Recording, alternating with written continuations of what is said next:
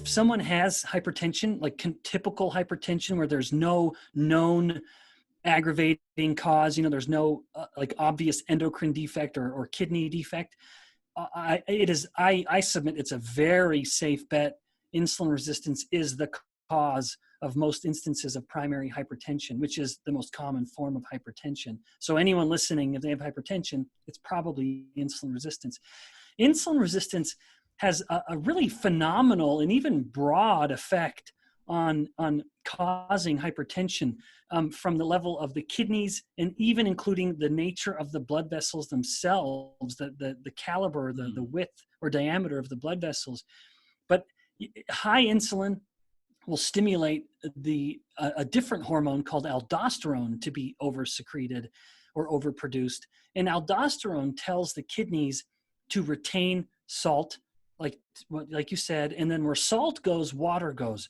So the person is basically, they have too much water in their blood. And if they have too much water, that means the volume of their blood is too high. And as volume goes up of blood, then pressure follows it. That's just fundamental physics.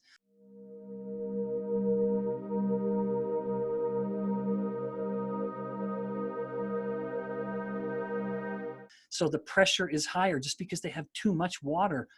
And the kidneys are just waiting to dump this water, but they can't because insulin won't let them. But this phenomenon is so acute that someone can lower their insulin by just making dietary changes within just one day, and they will find that their blood pressure will go down, their systolic blood pressure, the first number, it'll go down like 10 or 20 points in a day just by following a diet that will lower their insulin.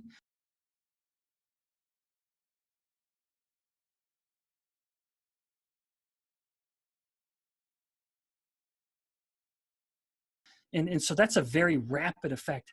Another one I'll mention is that insulin will increase, insulin resistance will not allow insulin to facilitate the dilation of blood vessels. So in a normal blood vessel, insulin, one of its effects, and there are many, insulin will come to the blood vessel wall and it will bind the what's called the endothelial cells, the cells that are the innermost cells lining the blood vessel.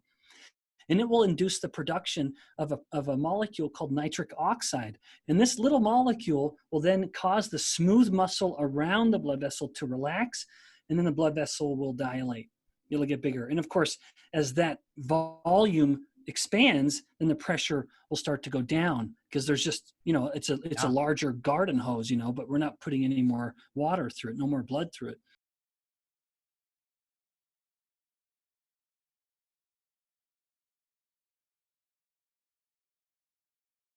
And now, however, in insulin resistance, those endothelial cells become insulin resistant.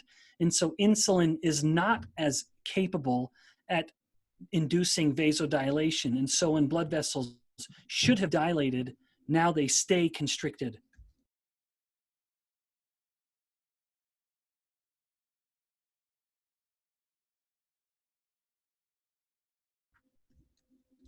Yeah, exactly. So they lose that elasticity that they should have, which is going to cause the blood pressure to go up.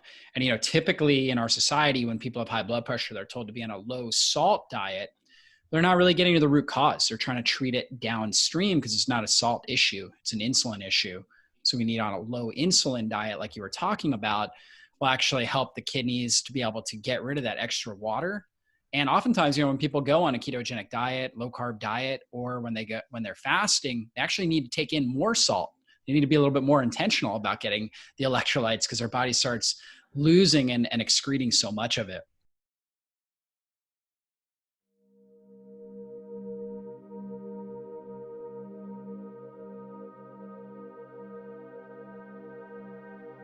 DoctorsToTrust.com, the world's #1 site for short, annotated nutrition videos.